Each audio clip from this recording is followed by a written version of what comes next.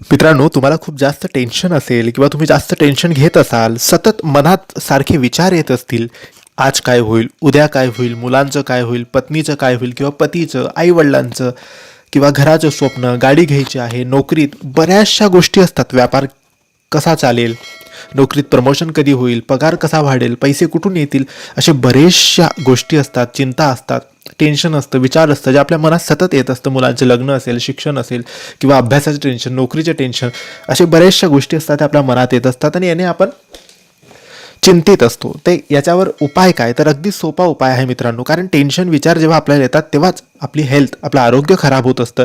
आणि जेव्हा आपल्याला टेन्शन विचार येणार नाही तेव्हा आपण बिंदास्त राहू, हसत खेळत राहू. कारण उद्या काय होणार आहे हे कोणाला माहीत नाही. म्हणून याच्यासाठी एक उपाय आहे. शांत जागेवर एकट्यामध्ये बसा, स्वामींचे नाव घ्या, डोळे बंद करा आणि स्वामींना बघण्याचा प्रयत्न करा डोळे बंद करून.